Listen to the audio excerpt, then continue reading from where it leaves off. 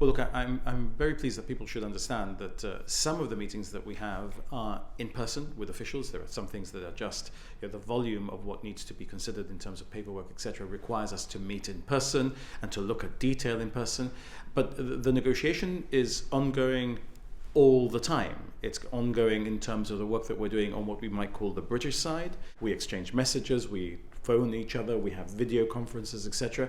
This was an in-person meeting to continue the work that we have been doing of looking at a lot of the detail to try and move forward very quickly in the context of this year, culminating, as we all want to see as soon as possible, the work that has to be done in the negotiation so that you then see the drafting work on the treaty happen and you then see the finished product.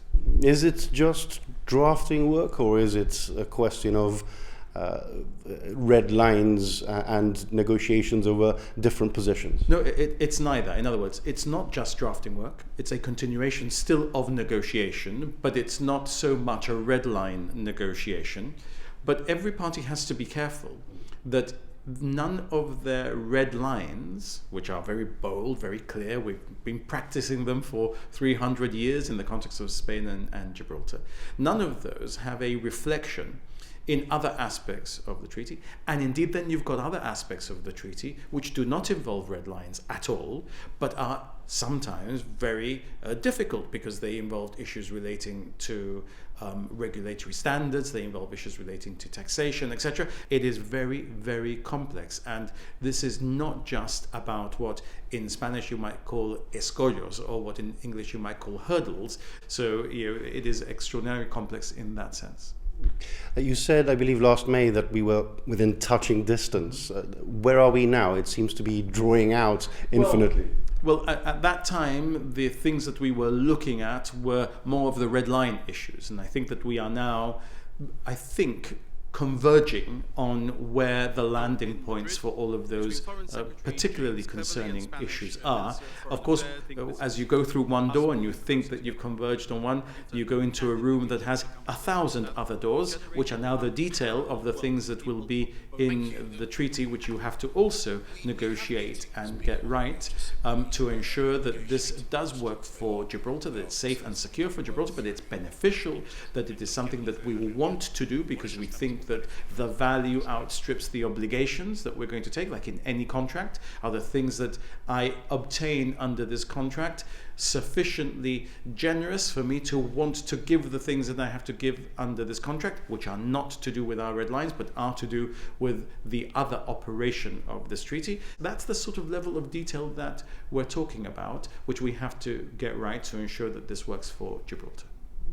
Well, you said in your New Year message words to the effect that some of the aspects of this agreement might be difficult for some people to hear. What did you mean by that?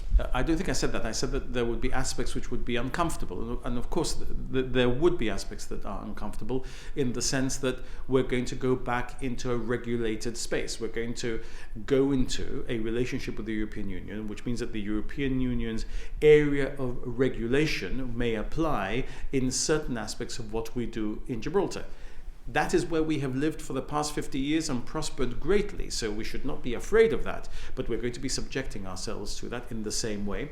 Of course, one of the areas that we will be dealing with is the movement of goods, so that you have fluidity at the border because you have no control on the accessing of goods from the European Union to Gibraltar or from Gibraltar into the European Union in retail terms, not in wholesale terms, and also in the context of how we regulate immigration, so which we have to do in a way that is agreed with our Schengen partners as they would then be, so that they have confidence in our immigration and we have confidence in their immigration, not causing each other problems. Those are things that might feel uncomfortable in the beginning, in some instances because we're going back to some of the regulations that we had in effect before we left the European Union, and in some instances because these are new areas where we were not in a membership of the European Union for 50 years, because these are the areas where we never subjected ourselves to regulation and never had the benefits of either.